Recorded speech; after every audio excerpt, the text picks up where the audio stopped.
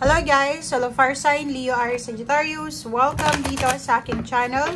Kapalaran 888. Welcome. Fire Sign, Leo, Aries, Sagittarius.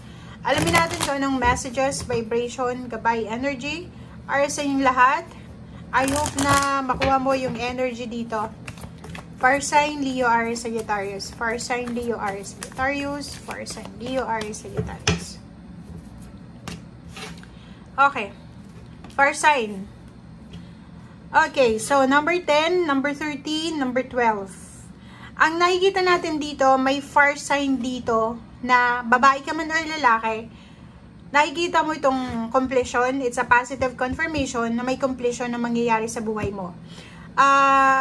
Babae ka man or lalaki, kasi ito wealthy man, privileged lady. Pareho lang sila mayaman, pareho silang mapera. Okay? So, ibig sabihin, merong mga fire sign Leo, Aries, Sagittarius dito na posibleng magta-travel sila or nagpo-process sila ng papeles para sa pagta-travel, para makapunta sa ibang bansa, magtrabaho or mag-asawa or kung ano pa man. And yung pupuntahan nila is parang sinasabi na doon sila yayaman, doon sila magkakaroon ng financial satisfaction, luxury, and wealth. Parang gano'n yung sinasabi ng baraha. In number 13, 1 plus 3, 4. 1 plus 2, 3. So, 43 siya, 7.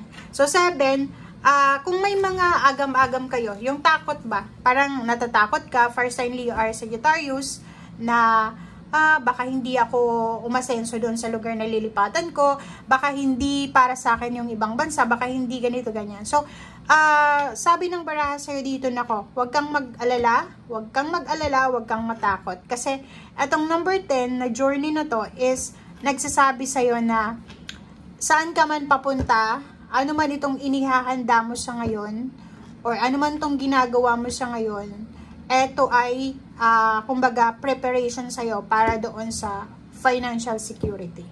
'Di ba? So, halimbawa, may gusto kang negosyo na buksan, meron kang trabahong gustong pasukan, sinasabi ng baraha sa'yo dito na etong paghahanda mo, like pagte-training, pag-aaral, or kung ano man to na inihahanda mo sa ngayon, ay posibleng magdala to sa'yo ng malaking halagang pera. Okay?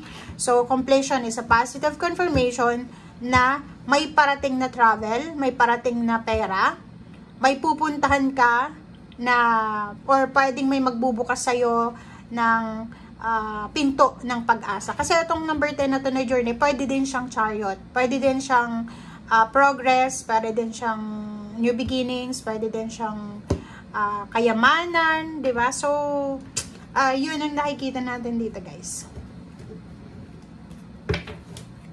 And sinasabi ng baraha sa'yo, kasi magkasunod lang to 12 and 13,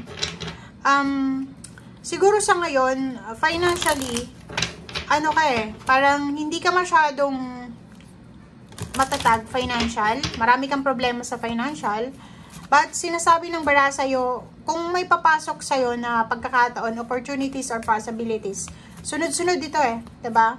Magkakasunod yung opportunities na to, or magkakasunod itong pag-asa na to na ibibigay sa'yo ng universe. So, winter, ano man daw ito na sagot, prayers, sagot sa prayers mo, sa affirmations mo, or kung ano pa man, ay posibleng mangyari ito December, January, February, hanggang March. So, December, January, February, March.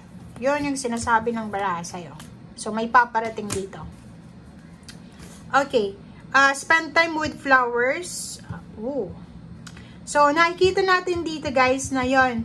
Huwag kang masyadong mag-alala ha. Kasi, kung makikita mo yung baraha mo, ang baraha mo nagsasabi na, yun na nga, medyo madilim yung situation mo sa ngayon, medyo confused ka, maraming confusion, maraming kadiliman yung nangyayari, but marami din yung parating sa'yo. Okay? May posibleng kasal na mangyayari. It's either yun December, January, February, March. Meron din ditong siguro may mga nasa long distance relationship kayo, or nasa malayo kayong sa pamilya nyo. Ang sabi ng baraha dito na may possibilities na reunion. It's either December, holiday season. So, kung ano man itong inaalala mo sa ngayon, siguro wag kang masyadong mag-alala.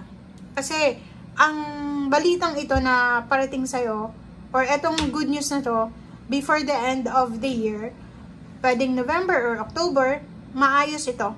Diba? So, may kasal, merong birth ng baby, meron ditong good health, mayroong release, merong freedom, meron ditong wish fulfillment, meron ditong mga parang makakaalis ka sa kung ano man itong situation na hindi ka masaya sa ngayon. Okay? So, yun. Okay, confirm natin dito sa isang tarot deck.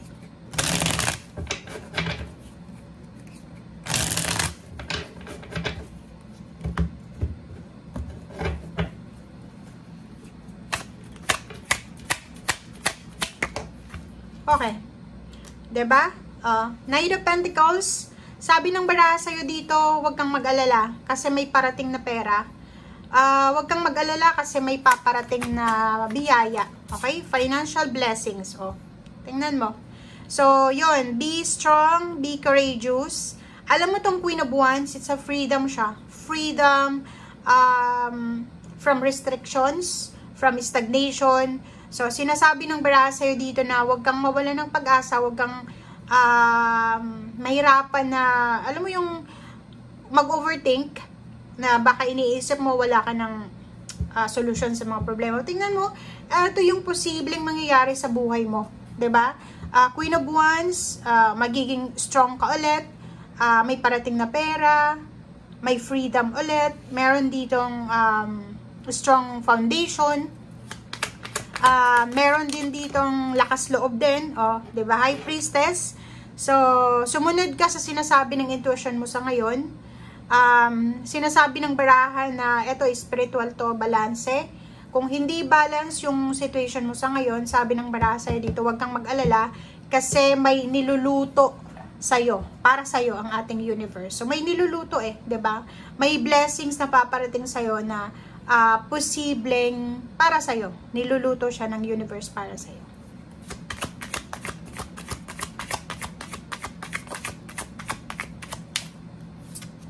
Okay. So, 4 of Cups. And then, nakikita ko sa'yo, naghihintay ka ng balita diba? So, naghihintay ka ng good news. Waiting ka para sa balita. And parating na yung balita. Ace of Swords.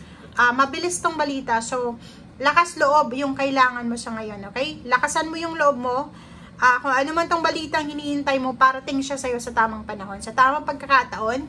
And yun, itong Ace of Swords na ito, ano man itong hinihintay mo na balita or ano man itong hinihintay mong confirmation, posibleng magdala siya sa'yo ng parang, alam mo yun, motivation. So, yan guys ang nakikita natin para to sa mga fire sign Leo, Aries, Sagittarius. Bye!